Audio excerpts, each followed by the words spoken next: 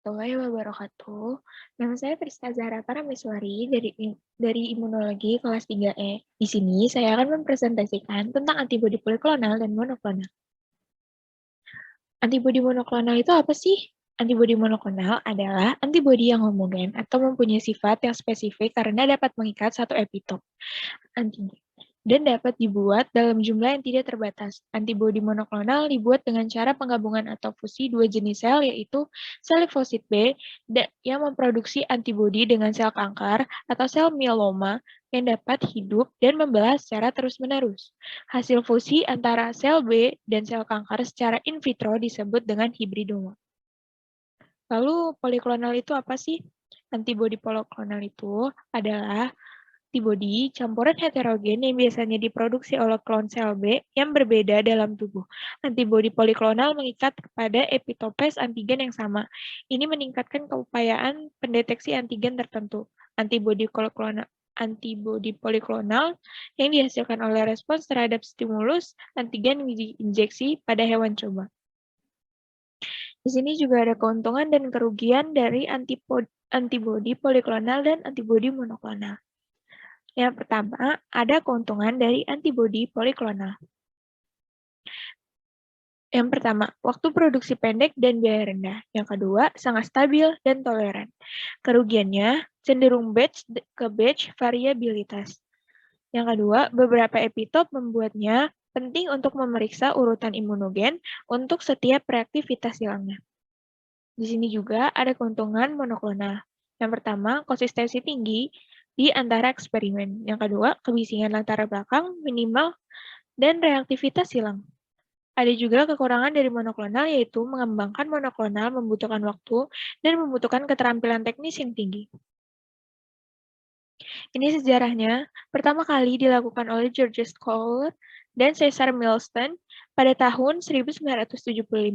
Mereka memperkenalkan cara baru untuk membuat antibodi dengan mengimunisasi hewan percobaan, kemudian sel limfositnya didifusikan dengan sel mieloma, sehingga sel hibrid dapat dibiarkan secara terus-menerus atau immortal dan membuat antibodi yang homogen yang diproduksi oleh klon sel hibridnya. Di sini ada cara produksi antibodi monoklonal. Dan di sini produksi antibodi poliklonalnya. Pada pembuatan antibodi monoklonal, yang pertama, kelinci atau tikus terlebih dahulu disuntikan dengan antigen dan dapat diambil limfanya atau tempat pembuatan limfosit B. Yang kedua, sel limfosit tersebut didifusikan dengan sel mieloma atau sel kanker dengan frekuensi tinggi yang mengakibatkan sel-sel tertarik satu sama lain dan akhirnya bergabung. Yang ketiga, sel-sel hasil fusi kemudian diseleksi dan diidentifikasi. Yang keempat, sel yang telah diseleksi diinjeksikan ke tubuh hewan. Yang kelima, tahap terakhir, dalam tubuh hewan, sel-sel gabungan tersebut akan membentuk antibodi. Sel gabungan tersebut juga dapat dikembangbiakkan di dalam media kultur sehingga menghasilkan antibodi dalam jumlah banyak. Antibodi monoklonal. Produksi antibodi monoklonal, usaha untuk menghasilkan antibodi dari respon antigen yang spesifik untuk satu epitop saja yang dilakukan secara in vitro menggunakan sel immortal atau myeloma cells. Kedua, memiliki sifat yang lebih spesifik dibandingkan dengan antibodi poliklonal karena dapat mengikat satu epitop saja antigen yang dapat dibuat dalam jumlah yang tak terbatas. Yang ketiga, antibodi monoklonal ini dibuat dengan cara penggabungan atau fusi dua jenis sel, yaitu sel limfosit B yang memproduksi antibodi dengan sel kanker atau sel mieloma, yang dapat hidup dan membelah secara terus-menerus. Yang keempat, hasil fusi dengan sel B dengan sel kanker secara in vitro disebut juga hibridoma. Di sini juga ada pembuatan antibodi monoklonal dengan cara mencit, yaitu mencit yang telah diimunisasi selama 45 hari, yang diambil serumnya dan menunjukkan adanya antibodi terhadap cysticerus, serta memiliki titer tertinggi di booster dengan suspensi antigen cysticerus yang sama tanpa adjuvan berturut-turut pada hari kelima, keempat, dan ketiga sebelum difusi dengan sel mieloma. Sel limfosit asal mencit yang kebal atau menghasilkan antibodi terhadap Staphylococcus sebanyak 108 didifusikan dengan 2 kali 107 sel mieloma atau N1 menggunakan polyethylene glycol atau PEG 45%.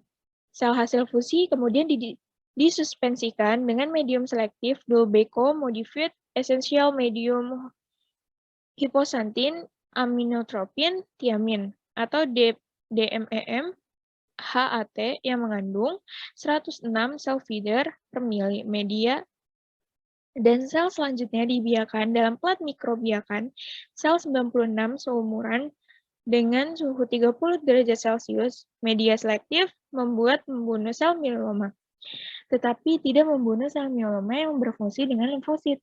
Sel yang berfungsi tersebut menghasilkan sel hibrid yang disebut dengan sel hibridoma.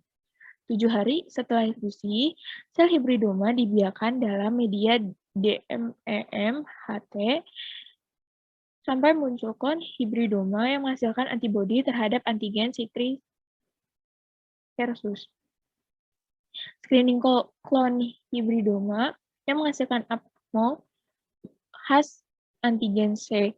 Selulose dilakukan dengan ELISA menggunakan antigen C3 serus hibridoma yang terbukti menghasilkan APMO terhadap C3 serus, kemudian diklon ulang dengan cara pengenceran terbatas sesuai dengan prosedur McKern 1980.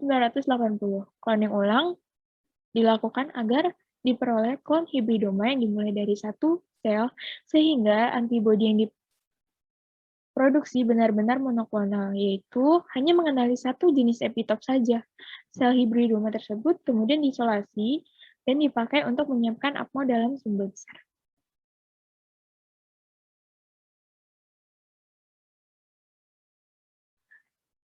Di sini juga ada antibodi poliklonal versus antibodi monoklonal dalam cara pengobatannya, di mana antibodi monoklonal telah menonjol dalam pengaturan klinis adalah kemampuan mereka untuk menemukan atau menargetkan monoklonal tersebut.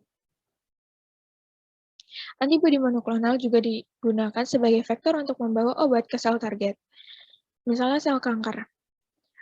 Ketika obat antibodi konjugasi memenuhi sel target, obat dilepaskan dan memberikan efeknya. Sebaliknya, antibodi poliklonal tidak begitu mahir seperti antibodi monoklonal dalam merawat sel-sel kanker karena kurangnya spesifisitas dan tingkat reaktivitas silang yang tinggi.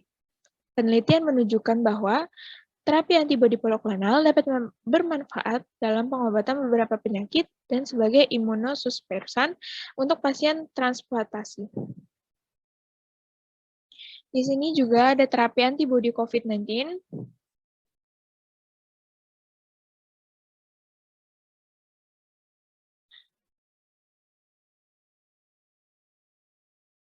Antibodi monoklonal merupakan protein pembuatan yang mengikuti atau meniru sistem kekebalan tubuh manusia untuk melawan antigen berbahaya seperti virus.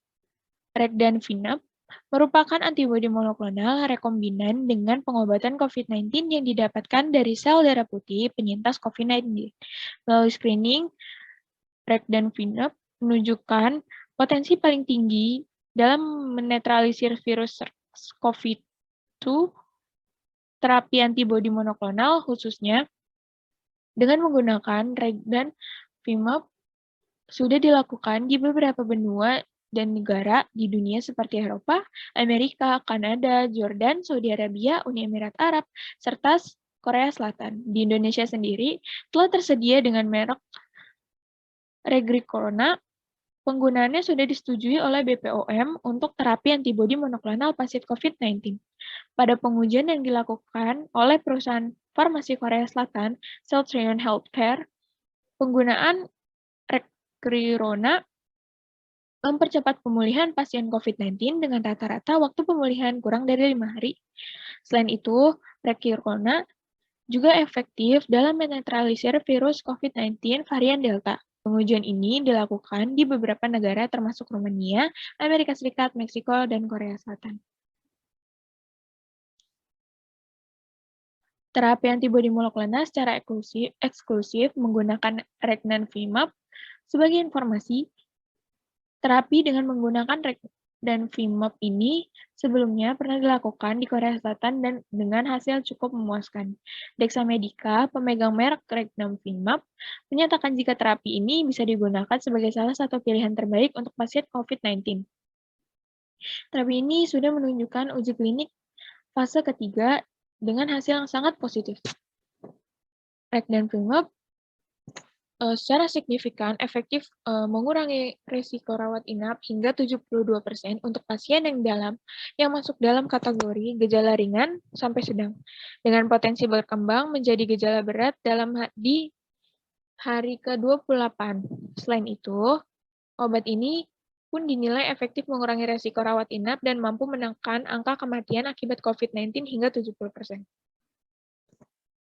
Dalam surat usulan revisi pedoman tata laksana COVID-19 tertanggal 14 Juli 2021, beberapa perhimpunan profesi dokter di Indonesia yang merekomendasikan terapi antibodi monoklonal termasuk Regnanvimab diantaranya adalah Ikatan Dokter Anak Indonesia, Perhimpunan Dokter Paru Indonesia, yang ketiga ada Perhimpunan Dokter Spesialis Penyakit dalam Indonesia, yang keempat Perhimpunan Dokter Spesialis Kardiovaskular Indonesia, yang kelima Perhimpunan Dokter Anestesiologi dan Terapi Intensif Indonesia.